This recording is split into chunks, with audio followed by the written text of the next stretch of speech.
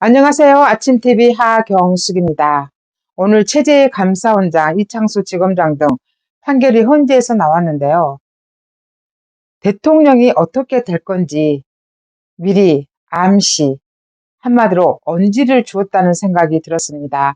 체제감사원장 판결문에 대해서 특히 주목해야 될 부분이 있었습니다.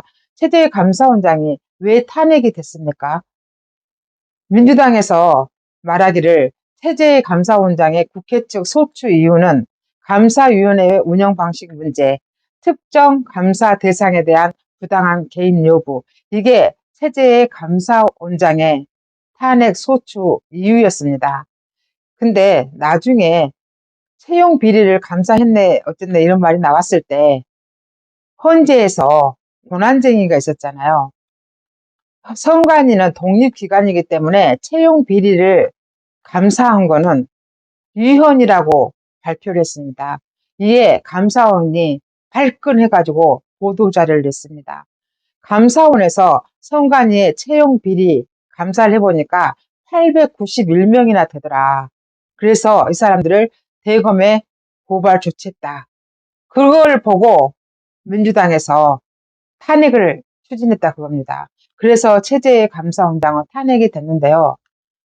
탄핵 소추 이유가 조금 전에 말씀드렸듯이 감사위원회의 운영 방식 문제, 특정 감사 대상에 대한 부당한 개입 여부, 이겁니다. 근데 특정 감사 대상이 전현이라는 말도 있더라고요.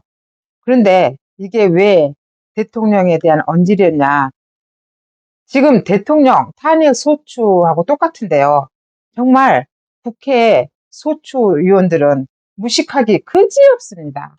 중간에 또 살짝 끼워 넣어요. 그게 박근혜 대통령 때 해먹은 수법으로 계속 해먹고 있는데 국민들은 지기들이 생각한 것처럼 그렇게 개돼지가 아니라 그겁니다. 국민들은 한 번 학습 효과가 있었기 때문에 저것들이 어떤 짓을 하고 있는지 다 보고 있고 저것들이 어떤 나쁜 짓을 하고 있는지 다 판단을 한다 그겁니다. 근데 문제가 저 돌대가리들이 국민들을 개돼지로 알고 있다 그겁니다. 똑같이 체제감사원장도 중간에 대통령실 이전할 때 건축비랑 이거를 감사를 하지 않았다고 슬쩍 끼워 넣었답니다. 국회에서는 그게 없었는데 또 중간에 그걸 넣은 거예요. 근데 헌재에서 발표하기를 판결문에 보니까 중간에 넣었기 때문에 이거는 심의 대상도 아니고 해서 아예 각하해버린 겁니다. 그럼 뭡니까? 대통령 탄핵 소추도 뭡니까? 내란죄가 80%고 나머지는 포고령이라고 그러는데 내란죄를 국회에서 다시 본회의 의결을 거치지 않고 지기들끼리 또 쏙닥쏙닥 해가지고 한 거잖아요. 중간에 뺐잖아요. 그러니까 이게 탄핵 사유가 변경이 된 겁니다. 내란죄를 빼버렸으니까 포고령만 남았잖아요. 그러면 국회 본회의 다시 보내서 의결을 했어야 되는데 안철수 같은 경우도 그러잖아요. 나는 내란죄 없었으면 나 찬성 안 했을 거야 이러거든요. 그러니까 이거는 철저하게 보냈어야 됩니다. 헌재가 스스로 법을 어긴 거잖아요. 계속 변론을 제기했으니까. 근데 체제의 감사원장 때 딱 그러잖아요. 중간에 대통령실 건축에 대해서 딱 넣어가지고 그게 각하사유라고. 중간에 넣은 거는 안 된다고 하잖아요. 그러면 대통령도 기각도 아니네. 각하잖아요.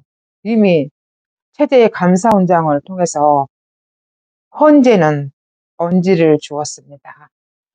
체제의 감사원장의 사건은 중간에 넣었다 해서 각하사유였는데 대통령도 중간에 뺀 게 어떻게 각하사유가 아니겠습니까? 기각도 아닙니다. 절차상 위반이 맞잖아요. 헌법학자인 허용 교수님이 10가지 사유를 부당하다고 말씀하셨는데 그 중에 하나가 이거였거든요.